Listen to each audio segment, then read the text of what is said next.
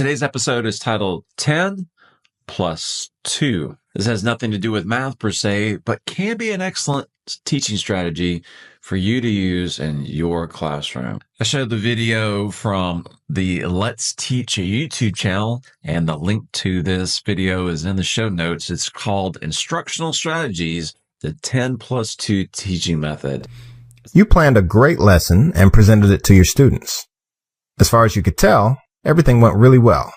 The students were listening intently as you spoke, and there were virtually no behavior issues during the lesson. You're especially happy with how things went because your principal was observing the class.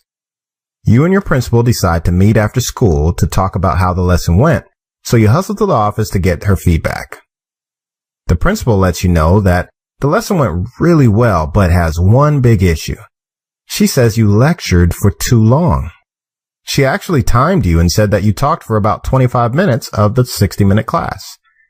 She also points out that this means for 25 minutes, students weren't really given an opportunity to ask questions, discuss anything, or reflect. The principal goes on to say that during the next observation, she would like to see students more involved in the learning process.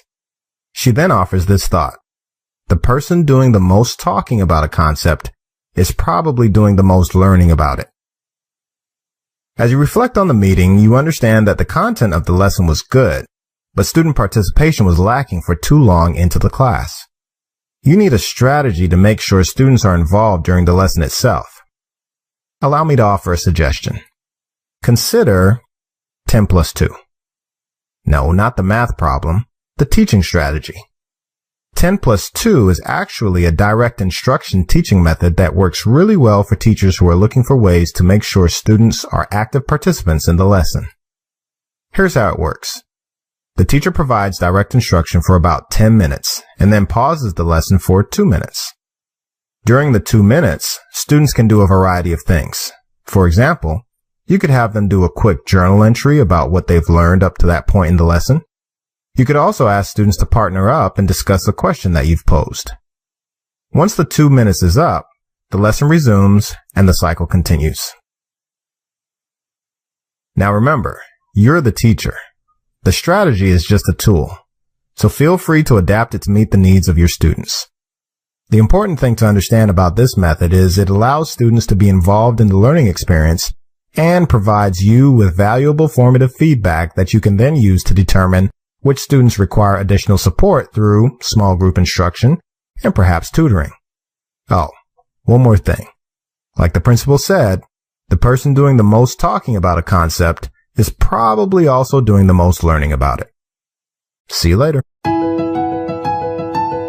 And that was Instructional Strategies, the 10 plus 2 teaching method from the Let's Teach YouTube channel. And this is something that I feel like most of us are guilty of one time or another. We're thinking, wow, everything's going well. The students are listening. They're behaving 25 minutes in. But were they really involved? Is what you said within the 20, 25 minutes effective in the students learning something? And so I like the 10 plus 2 teaching method because it breaks things up to say, all right, are my students getting what I'm trying to teach them?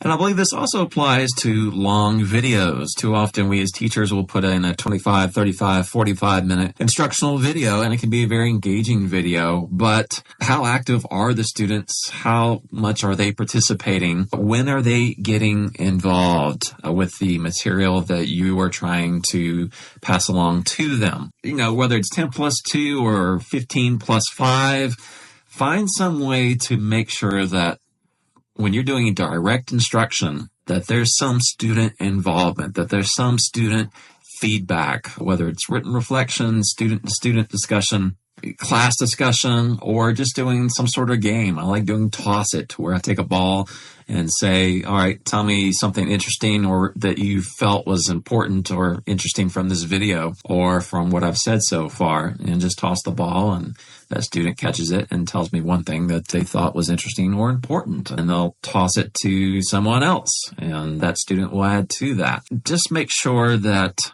it's not just all you. Remember, the person doing the most talking about a concept is probably doing the most learning. Just because your students are well behaved and appear to be listening doesn't mean that they're absorbing and understanding and comprehending the material you are trying to teach them.